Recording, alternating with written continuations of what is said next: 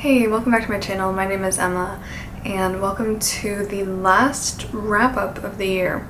I'm going to be talking about all the books that I managed to sneak in before the year finally ended. I think I'm going to try uploading this like tomorrow or the next day. So really sneaking it in at the last second. These are the last picks of my 2022 reading year. I had a pretty good month this month. It was a weird one because just weird circumstances dictated my reading list, but I had a really good reading year overall, and thank you for watching and coming along and spending time with me talking about all the books I've read this year. So without further ado, I'm going to try to make the last wrap-up of the year not be too long. I'm also having my last chestnut praline latte. I promise myself, I promise my bank account, I promise my caffeine intake. Last chestnut praline latte. One of the first books I read in December that I've been meaning to read for forever is the Nutcracker by E.T.A. Hoffmann. This is a gorgeous edition, although I will say that the illustrations it comes with, I was pretty excited to have an illustrated edition of the Nutcracker, but I don't know if anyone else feels this way about these illustrations. Let me show you a couple more. They're very, what I want to call like corporate art. Do you know what I'm talking about? Art that just has really no personality. It's all like shapes. It's all geometric shapes and not really any character. So I actually didn't end up liking the art style because it just really reminded me of the corporate art style that so many companies are using. The illustrations were not great, but the story was, like I said in my vlog, this just derailed all of my expectations and assumptions about what the story of the Nutcracker was. I actually have a Nutcracker right here. He's really old and frightening looking. I haven't even named him, but his hair, he needs a hair care routine. This is from my Nana, who passed away a few years ago, and I have her Nutcracker. And yeah, he is a little frightening, but he's gonna stay, because who else am I gonna call in the middle of the night when rats start trying to murder me? So in the original story by E.T.A. Hoffmann, who was the German romance writer, who wrote German romances, just really cool fantasy, like psychologically probing stories. There's actually a few really cool, deep, dark, mysterious things in the Nutcracker. We have our two children, the siblings, Mary and Fritz, and on Christmas Day or Christmas Eve, Drosselmeyer, their like godfather or something, shows up and he has a bunch of toys for the two kids, and she also finds the Nutcracker under her Christmas tree. Things start to go very strange very quickly. There's a bunch of box narratives in the story, so stories within stories that I didn't know the Nutcracker really had. It was very cool because everyone's identities start to shift and change, and the Nutcracker of course comes to life and tells Marie he has to fight the sons of the Rat Queen. Really violent backstory pertaining, or no, in this one it's the mice. I'm so sorry, I'm doing rats dirty. It's the mice, but in a lot of retellings I've read it, they changed it to rats. But it's mice in here because it's Lady Mouserlings, who's an evil mouse. I loved it. There was honestly a lot to take in, a lot to remember, and it was just a lot more like a complicated story than I was expecting. Really enjoyed it, and I really want to read Dumas' version as well because he, I think, more so popularized and made widespread the story of the Nutcracker than the original did. So yeah, I was also really excited to read this because I was supposed to go see the Nutcracker ballet this month, but I got hit with my first ever experience with COVID, so that didn't happen. To try and make myself feel a little bit better for not being able to make it out to see the Nutcracker, I decided to pick up another Nutcracker retelling that has to do a lot with ballet itself, and that is Midnight in Everwood by M.A. Kuzniar. This one I just found last year on the shelf in chapters. I had never heard of it previously until I saw it on the shelf, and I was like, this looks distinctly up my alley. Like, look at that. Oh my gosh, it's got a little ballerina on it. It just looks beautiful. This book tried really hard to be beautiful. What is this about? We have this ballet girl. She's a ballerina. She just wants to dance ballet. I did ballet for a few years. I loved it. It was like the obsession of my life back then. This was just kind of awkward and cringy, and like I said, trying really hard to be beautiful. It was overwritten to the extreme. Every sentence the author tried to make burst with adjectives and description to the point where it became nonsensical in a way, which like I get to a point because the Nutcracker Some of its themes can be seen as, I guess, like extravagance, but Midnight in Everwood was just it wasn't good. The writing was not great. The writing was the thing that brought this book down so badly, because I love the story. We follow Marietta. It's 1902, and she wants to dance ballet, but her well-to-do family's like, no, that's not an appropriate profession for a young upper-class girl, and so they're about to just let her perform her last ballet for the family on Christmas Day, which is Sleeping Beauty, and then she's going to have to stop ballet forever and get married. To her mother's delight, this illegible bachelor named Drosselmeyer moves in next door. He's got the salt and pepper hair, he's got the hands of a toy maker, and he's rich, you know? So her mother's like, will you marry my daughter? Not me, my daughter. Although if you wanna, anyway. Marietta is like, oh my gosh, this guy is kind of cool, but then he starts being really super creepy. Like, there are weird things that start to happen around him, and she's like, you are either like making me lose my sanity, or like you aren't really human, you can do magic. Then Marietta gets trapped in Everwood, which is a whole other world, and there are Nutcracker-esque things. This is probably the most loose retelling of the Nutcracker I've read. I've read a bunch of Nutcracker retellings. This one is the one that sticks the least to the story. It really doesn't explore that many things to do with the Nutcracker. There aren't any mice, there aren't any rats. Is there even a Nutcracker? Wait, I don't think there's a Nutcracker. Am I losing my mind? I don't think there was a Nutcracker in here. She gets to this other world. She runs into soldiers who are like, you need to leave, you're not from here. And Marietta is just so annoying sometimes and just so hard to follow as a main character. She makes a lot of stupid decisions. Take me to your king, I want to meet your king. And they're like, no, you don't want to meet the king. And she's like, no, but I do. And then she finds out that she can't leave. So good job, Marietta. There was a romance in here that was just weird. This could have been good. I did like some elements, but like I said, the writing was the thing that just made it insufferable to me and really brought it down, because it's just every single thing had to smell like something, every single thing had to feel like something, to the point where it was like sensory overload, but it wasn't even well written sensory overload. It was like awkward, stilted, some sentences didn't even make sense. So it was like discombobulated overstimulation to the extreme, if that makes sense. Every single sentence is like this. Her gaze took in the emerald and cream striped wallpaper, the large mahogany table and chairs, polished floorboards, and huge arrangements of hothouse roses spilling over crystal vases, perfuming the room with the faint odor of decay. She glanced down at the table setting, growing hot beneath her dress in palest periwinkle, the voluptuous sleeves edged in whisper-thin black lace. Like, whoa. So I gave this a generous 3 stars. I gave the Nutcracker 4 stars. The first book I actually read in December was Once Upon a Time in the North by Philip Pullman.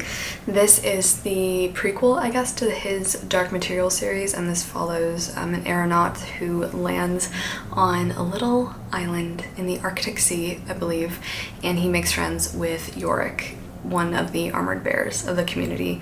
It's a very short story. I didn't really get too attached to it at all, because I think it was just kind of unnecessary for me to read, honestly. So if you're thinking of starting the series, I would just say start with The Golden Compass and ignore this one, because The Golden Compass was phenomenal, and this was just a little novella to provide more of a backstory and to flesh out the world a little bit more, which the thing I most appreciated was the discussion of like politics and oil companies. Like, Philip Pullman touched on a lot of things in the short story that threatens the Arctic in general, and yeah, the bear population, which corresponds very sadly to the real polar bear population in the world. So that was cool, but overall not a book that I can even hardly remember the plot, and it's not gonna really stick with me. So a disappointment. One of my worst books of the year, I'll just touch on this briefly because I really ranted about this in a recent vlog, is Artemis by Andy Weir. Andy Weir.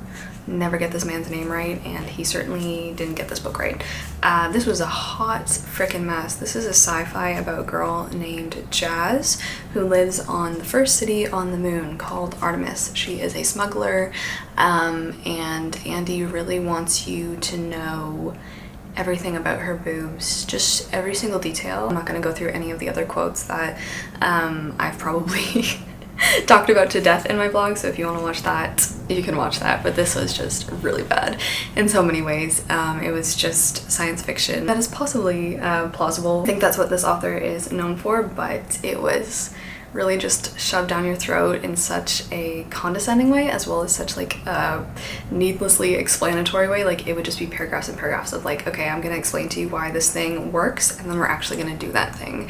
I think it's just a lazy writing style, and on top of that, some of the sentences used were literally, oh, don't worry your pretty little head about that, or like, okay, you can stop pretending you know what that is now. And it was just like, she was just like a walking talking sex object that just had no personhood or autonomy of her own. It wasn't a great look. Moving on to a book that I didn't really plan to pick up this month, but I saw it on Audible and I was like, this looks really good. This was a gift from Kira. Thank you so much. I loved it. One of the best middle grades I've read this year or ever. That is The Dollmaker of Krakow by R.M. Romero. This was so good. I got so attached to this book in such a short period of time.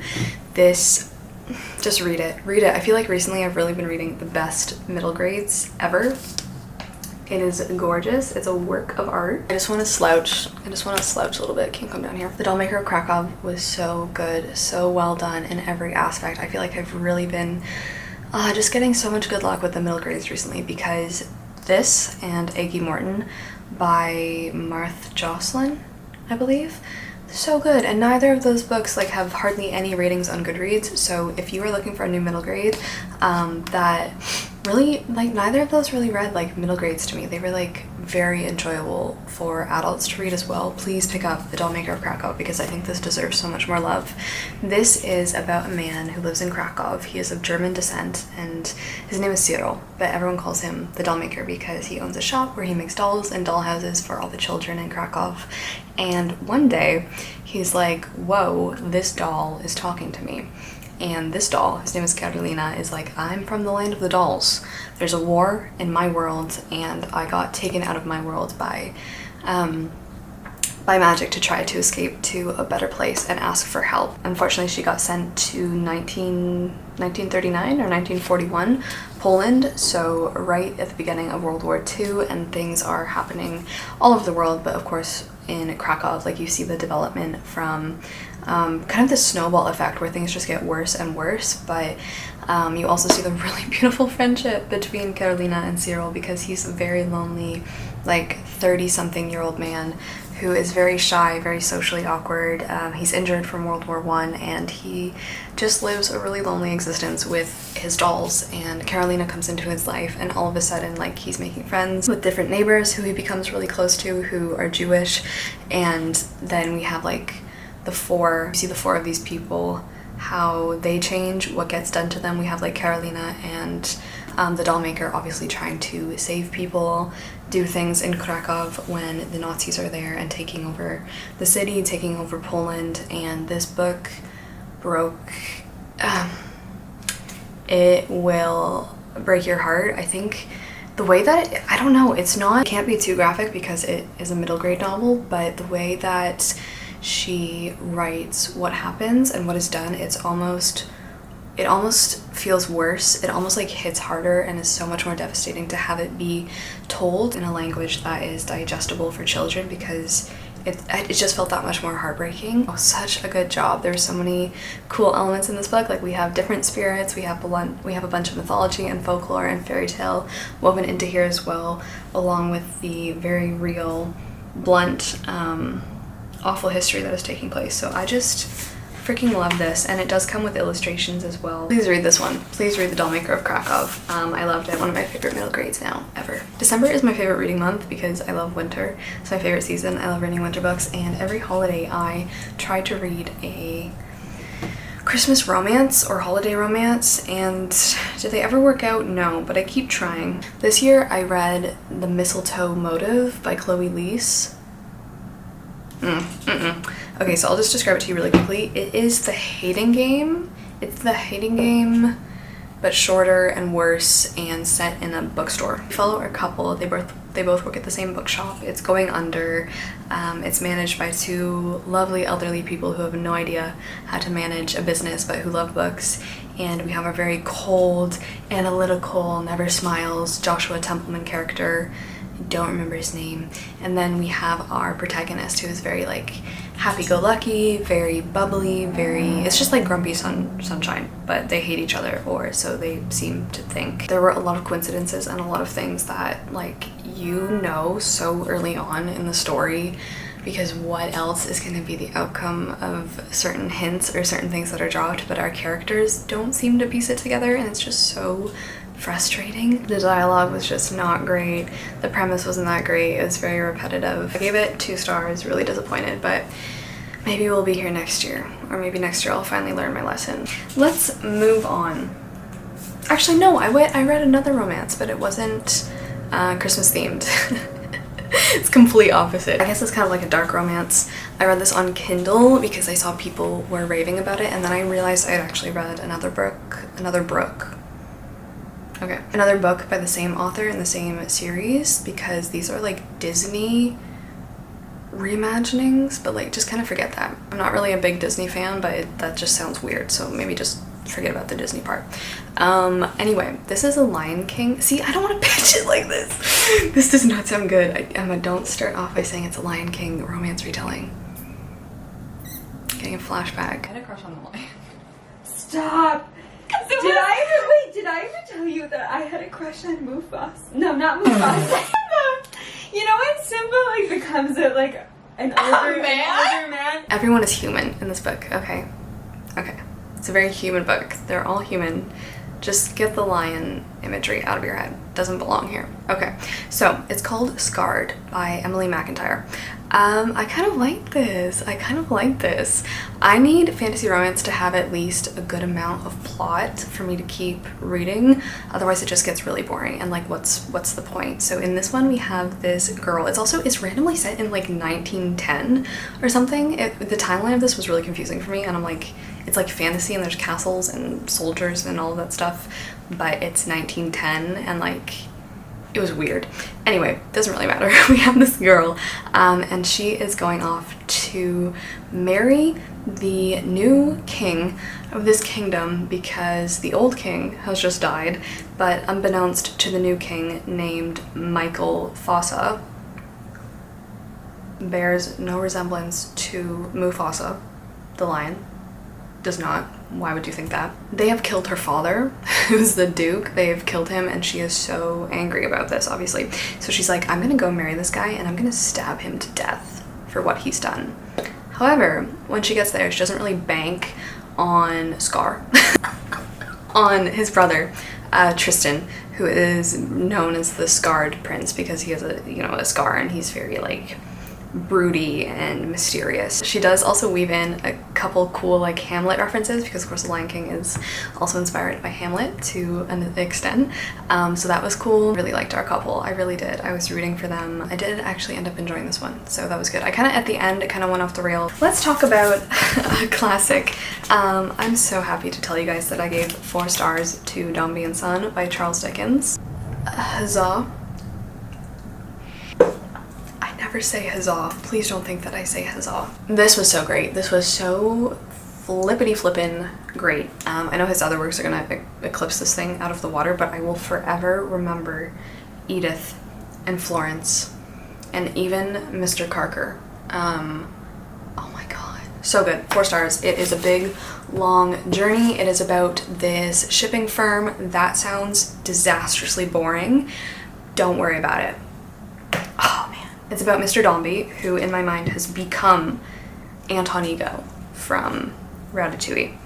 They're inseparable. He has a son named Paul, and he's like, oh my gosh, great, I have a son. I love boys, and he's gonna be the pride of my whole entire world. I also have a daughter, but I don't care about her because women. So that's him, that's Mr. Dombey. And then we have Florence, who's like, I just want my freaking dad to like me even a little bit, and I'm gonna spend my whole life being like, why doesn't my father love me? So good. Anyway, so Mr. Dombey's wife dies, and we just have Paul, Florence, and their unhappy father, because he's just always unhappy. He's such a man of society.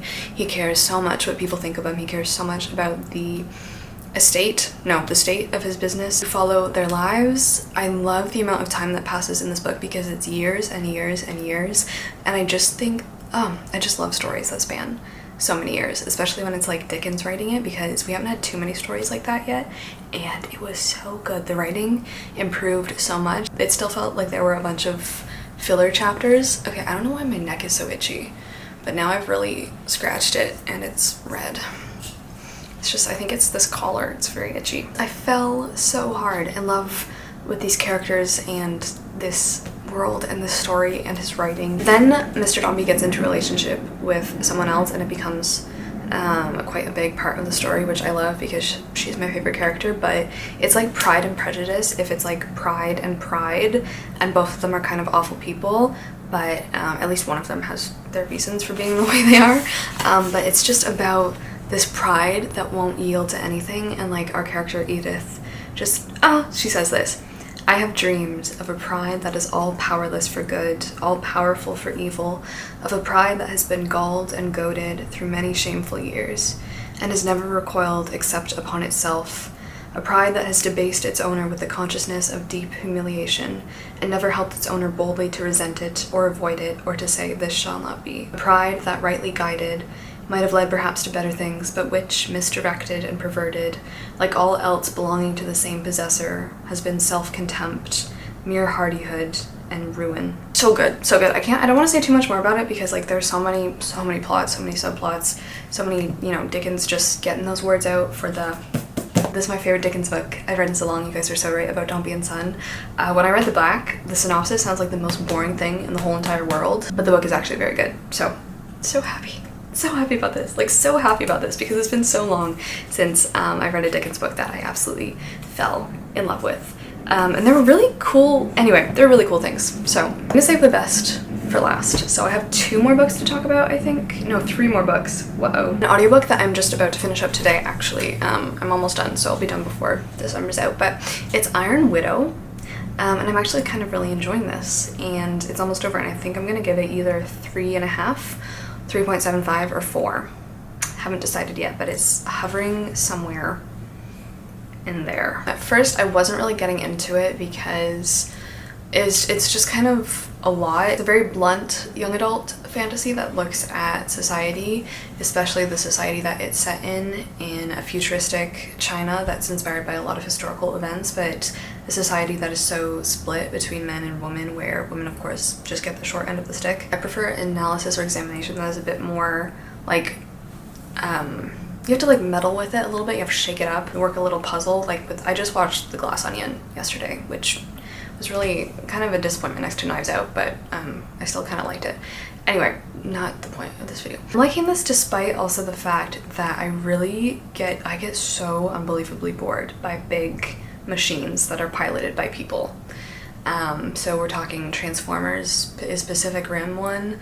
Any book or piece of media where you have some giant robot that a human being gets to sit in. I don't know why that image or that phenomenon in fantasy or sci-fi is so extremely boring to me, but it is. Like, I just don't care. I don't care about big pieces of metal punching each other, you know? This book managed to reel me in, even though that is its premise, because in futuristic China it's split into different parts, but outside of the Great Wall there are these really malignant alien things known as Winden. They are kind of like alien things that want to kill us, but we have stolen some of their material and we can now kind of control it with our chi and our energy, and different people have different kinds of energy. The system in this book wasn't really the best, I don't think, explanation, because I can't give you really straight explanation of how the system works. In these machines that us humans have, it takes a guy and a girl to pilot them, but the danger is that of course the man in the big machine will override the girl's consciousness and will essentially just use her life force, kind of drag it out of her like a little dementor and kill her. Girls are just relegated to the role of concubine pilots. They basically have to serve the guy pilots as well outside of the machine and just be their partner. One day our girl, who we follow, she's like, I'm gonna go volunteer myself, which is like unheard of, to be a concubine pilot, because of course no one really, I mean some people do who are very delusional, I guess. I want to be in the spotlight, I want to be with this guy, because there's also like a kind of Hunger Games dystopian environment where pilots are revered as like the idols of society, and there's a whole media side to it, and all the battles are like televised and people become stars. But anyway, she's like, I'm gonna go because this pilot killed my sister, and I'm gonna go be his concubine and kill him. I think at the end of this novel there's going to be a greater turnaround, but at the beginning it was really frustrating because she is so hell-bent on like destroying boys and like obviously they've spent their entire lives killing young girls, but I think she's gonna go on the journey of realizing that like it's not like, yes, it's their fault obviously, but there's a bigger system implicating these types of situations occurring. So I do think this is a series. I will definitely keep reading it. I thought it was really interesting. I think the pacing is quite good. I liked that there weren't too many battle scenes that I had to read, I had to listen to, because I would have lost it. I really, does anyone else feel this way? Like, what is it about the big robots? It's just like the fact that it's a hunk of metal running around, and that's just not as exciting as like a, you know, a creature made of the bones of the dead and the parts of animals and the recently buried remains of other human beings running around. I just want to read Frankenstein. Anyway, so that was Iron Widow. Like I said, still hovering between 3.5 and 4 stars, but haven't really dipped my toes into young adult fantasy or sci-fi in quite a long time, but with this one I'm kind of glad that I did because it was kind of an interesting read. So next up, I read 2 books that I was not planning on reading at all, but when I went to my parents' house for Christmas, we got snowed in. There was a huge snowstorm. Our town didn't get hit that bad, but other parts of Ontario, like the highways were closed. I saw so many pictures of people's cars just abandoned on the highway. People were having to stay in like Walmarts for Christmas or overnights and like sleep there because it was just chaos. Like so much snow, whiteout conditions. Anyway, so I stayed a little bit longer at my parents' than I was planning to, and I had only brought 1 book with me, which I read and I loved, which I'll talk about at the end of this video. But I had to rifle through my parents' bookshelves and my old bookshelves and find a couple of books to read. So the first one I did finish, I regret, and I read Rock, Paper, Scissors by Alice Feeney. My channel for any length of time, you probably know that I really don't read thrillers, like ever. There's hardly any thriller that I enjoy. I kind of like The Silent Patient, that one was pretty good, but Rock, Paper, Scissors, why did I do this? I think because there was snow on the cover. It was set in a remote part of Scotland and they were also snowed in. I was kind of getting into this and then I wasn't because it just ended up being so freaking stupid. We have this couple, they're a married couple, and the wife works at a dog rescue and the husband works as a screenwriter, he adapts books to movies. And the wife wins in a raffle a weekend away to a remote Scottish chapel turned into like an Airbnb. It's kind of weird, mysterious circumstances, like it doesn't really say who is giving her, like who is supplying this vacation, but she is like, oh my gosh, like this could fix our marriage because the husband and wife are having really bad, their relationship is just utter crap, honestly. But once they get there, they find out that things are weird. And this book was weird. Like it went in so many different directions. Like it didn't know, I don't know if it was just like throwing red herrings at you or throwing things to make the atmosphere seem more spooky or whatnot, because they get there and they're starting to find weird things, like doors that were seemingly locked before are now open. There's a creepy cellar with like claw marks in it as if someone has been in there held captive, and then they find out that the chapel they're staying in was once a witch prison during the witch trials, and then they find that one of the bedrooms is like an exact replica almost of their bedroom at home. Other weird thing, their dog goes missing. A lot of things that I was like, what the heck? And then at the end of I was like, what is even happening? Like these weird things are happening and people are just not reacting in the way that I would at all. The cogs aren't really like turning that quickly for these people, I want to say. Weird, bizarre things that any sane person would be like, okay, you know what, that's it, we're done. They just like kind of ignored or like brushed over, or some of these elements were like never seen again. So like Alice Feeney was just throwing in random things for I don't know what purpose. Also at the end of every chapter, almost every chapter would end on a cliffhanger, like, oh my gosh, my husband's gone, or the door opened and I saw a face, and then the next chapter would be like, oh, my husband's back, or oh, it was just my own face in the mirror. Like very juvenile, stupid stuff like that to make you just like keep reading, but it was just so annoying because it would happen every time and you're like, I know the stakes are not that high because whatever you're trying to set me up with on this chapter close is gonna be immediately made stupid by the next chapter's beginning. I guess this is like a psychological thriller, but it's just, it was not very good. Like, it's split between their time at the chapel turned Airbnb, and then it's spliced with the wife's letters to her husband, because for every wedding anniversary she has written him a letter, kind of like how they're doing, what their marriage has been like, what she's feeling, and so you get her perspective of what's happening. But the plot twists in this were just, I'm gonna talk about it more in depth in my worst books of the year video, spoiler, but I gave this 2 stars and I do really regret picking this up off of my parents' shelf. So yeah, that is rock, paper, scissors. Do you want to play? Okay, let's play rock, paper, scissors. You have to let me know if you win or if you lose.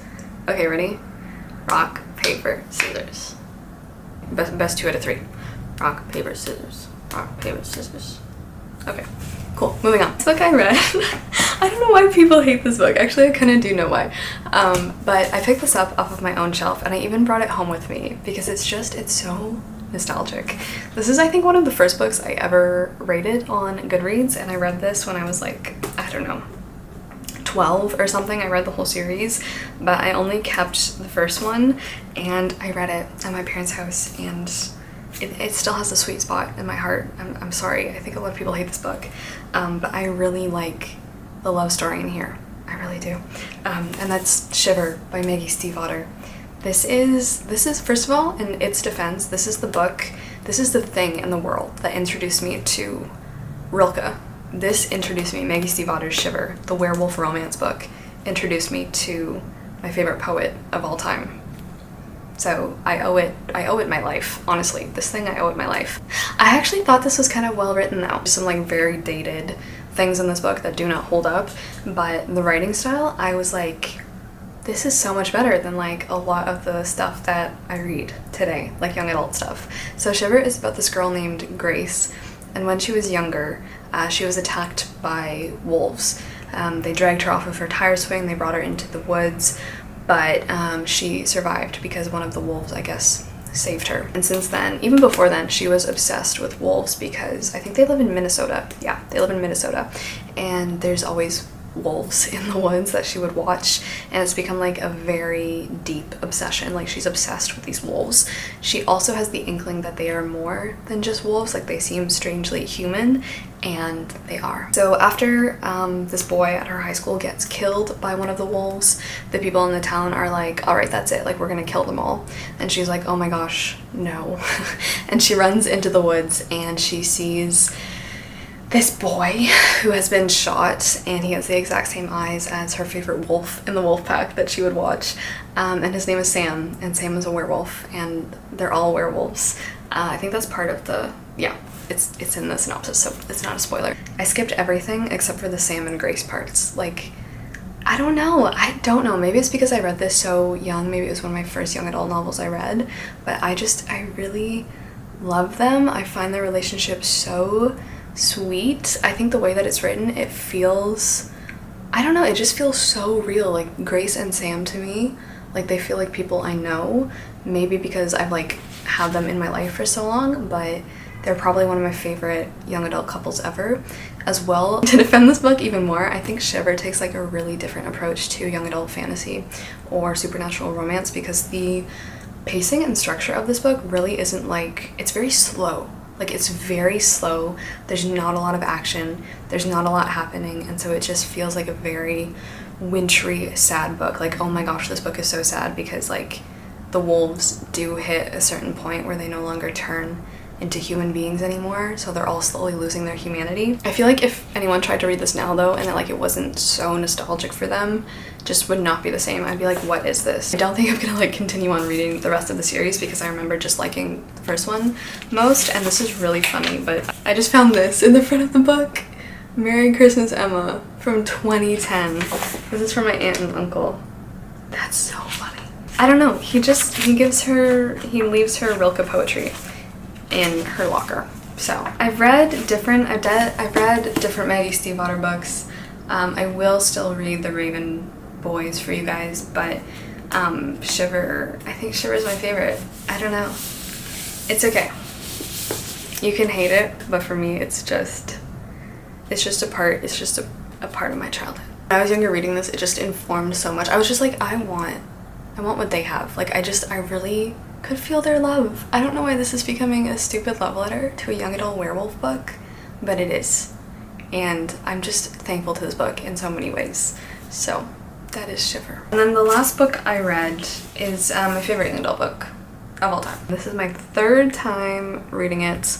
I've been reading it for 3 years in a row now. I'm probably gonna reread it every December for the rest of my life, and I can't tell you the immeasurable happiness that this book gives me. Like, it's incredible. And that is A Castle in the Clouds by Kirsten Gier. It gets better and better every single time. I'm not even gonna lie to you. It's just so good. If you haven't heard me talk about this book, you probably have. I'm so sorry, but I can't shut up about it because it's so good. It's about a remote hotel in the Swiss Alps, and we have this girl who works there named Sophie Spark. She's an intern. The amount of things in this book, it's really variety hour in the best way possible. It's a slice of everyone's life. The cast of characters in this book is insane, and the fact that, like, you know them all so well is such a talent. It deals with so many different things. It deals with, like, obviously Sophie is like, you know what, higher education isn't for me. And this book deals a lot with the pressure that can come from that, the disappointment from others around you. But more than that, it's just like an ode to the people who work at the hotel and also to the guests. Pretty much relegated to, like, fancy babysitter for the very rich kids. So good. It turns into a mystery. There's supernatural elements. It's just like a Ghibli film on crack, and it's a beautiful thing to behold. Truly a masterpiece, in my opinion. It's a 5-star. It will be till the day that I die. Did I spend this reread trying my best to obsessively pinpoint where I think Castle in the Clouds in her imagination would be? Yes. It's in Valais, in Switzerland. It looks out on the mountain peaks of Dent Blanche, Obergelbornhorn, and one other peak, and it's close to, like, the ski resort village. Am I trying to plan my own Christmas Swiss Alps remote vacation where forbidden cats wander the hallways, oligarchs wander the halls, and jackdaws bring me shiny objects? Yes. I really actually am. And this time, this reread, because this book starts, I figured out, it starts on December 22nd and ends on January 1st, I believe. So it is about Christmas, but more than that, it's about the 12 days, or the 12 days and nights of Christmas, where spirits are said to walk abroad and evil creatures make evil plots. So it's more about the 12 nights of Christmas and, like, the traditions and the spooky things that are said to occur there. So just read this book of my dreams. That is Castle in the Clouds. And I did, like I said, I did read it on, like, the days on which it was set, which just made it even better. So that's the last book I read in December. My SD card, my card camera, is that overheating? I don't know what the symbol. Oh, you're so hot. Okay, you're so hot. I'm getting a temperature warning, so I have to go now. But thank you so much for watching. I hope you enjoyed. Thank you for coming to my last wrap up of the year, and ciao.